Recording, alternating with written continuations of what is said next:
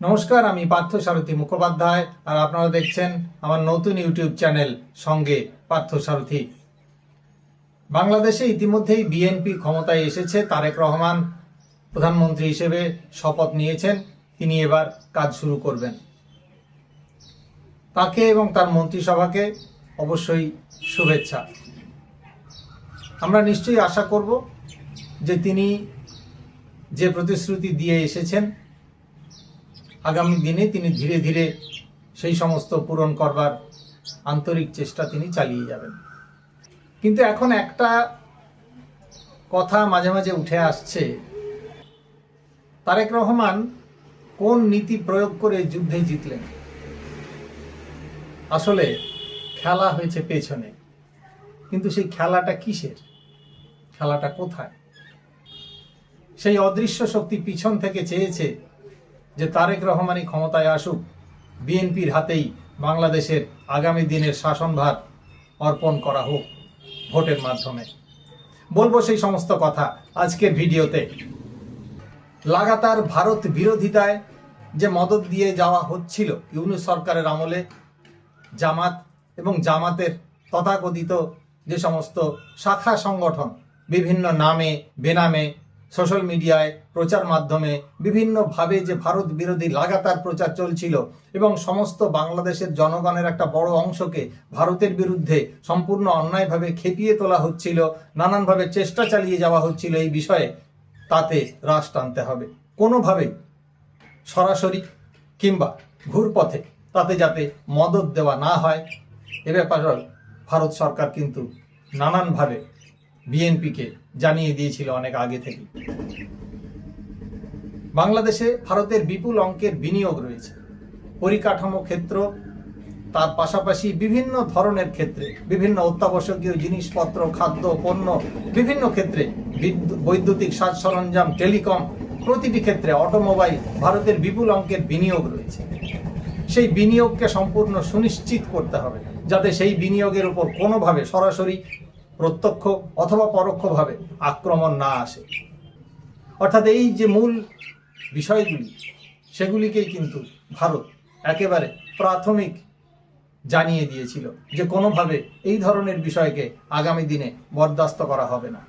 তার পাশাপাশি আরও একটি বিষয় ইউনূস সরকারের আমলে যা বারে বারে দেখা গেছে, অর্থাৎ বিভিন্ন ছুতনতায় আশ্বাস দিলেও বাস্তবে তার উল্টো পদক্ষেপ গ্রহণ করা হয়েছে। বলা হয়েছে হ্যাঁ হ্যাঁ করছি, কিন্তু কার্যক্ষেত্রে দেখা যাচ্ছে না না করছি না। কোনো কিছু আক্রমণের ঘটনায় বলা হলে পরে সেটাকে লঘু করে দেখানোর চেষ্টা হয়েছে। হিন্দুদের উপর আক্রমণের ঘটনাকে বলা হয়েছে ওগুলো জমি নিয়ে বিবাদ, হিন্দুদের উপর আক্রমণের বা হিন্দুদের উপর নির্যাতনের কোনো ঘটনা ঘটছে না। ইসকনের সন্ন্যাসীকে যখন গ্রেফতার করে রাখা হচ্ছে মাসের পর মাস, জামিনের শুনানিটুকুও করতে দেওয়া হচ্ছে না নানান অছিলায়, তখন বলা হচ্ছে বিষয়টি আইনি নিষ্পত্তি হবে এবং আইনি নিষ্পত্তির অপেক্ষায় রয়েছে, বিষয়টি কোর্টের বিবেচনাধীন, আইনের পথে চলবে। এখানে সরকারের কিছু করার নেই। অর্থাৎ এই ধরনের যে নানান ছুতোনাতায়, নানান ঘুর পথে, অর্থাৎ মুখে এক কথা কাজে আর এক কথা ইত্যাদি বিষয়ও, বিশেষ করে ভারত বিরোধিতা এবং ভারতের যে সমস্ত মোস্ট ওয়ান্টেড যে সমস্ত উগ্রপন্থী বা যারা রয়েছে বাংলাদেশে আশ্রয় নিয়ে গোপনে, তাদেরকে কোনোভাবে মদদ যোগানো ভারত কিন্তু চাইবে না। যারা বলতো 2024-এই নাকি স্বাধীনতা হয়েছে, দ্বিতীয় স্বাধীনতা নাকি এরপরে আরও স্বাধীনতা আসবে, সেই সমস্ত নিয়ে যারা বাজার গরম করে যেত চিরকাল, সেই সমস্ত তরুণ জামাতের ছদ্ম নামে থাকা সমস্ত তথাকথিত বিপ্লবীরা, তাদের যে লাগাতার প্রচার সোশ্যাল মিডিয়াকে নির্ভর করে চলতো, সেই সমস্ত কিছুতেও এই ভারতীয় বিশেষজ্ঞরা রাশ টানেন সম্পূর্ণ দেশের বাইরে থেকে। ভারতীয় গোয়েন্দাদের কাছে খবর আসে যে ইউনূস প্রশাসন স্টারলিংককে বাংলাদেশে ঢোকার জন্য ইতিমধ্যেই অনুমতি দিয়েছে। তা ঘোষণাও করে দেওয়া হয়েছে। স্টারলিংক অর্থাৎ স্যাটেলাইট সংযোগ, যার মাধ্যমে প্রত্যন্ত এলাকায় ইন্টারনেট পৌঁছে দিতে পারে ইলন মাস্কের সেই সংস্থা।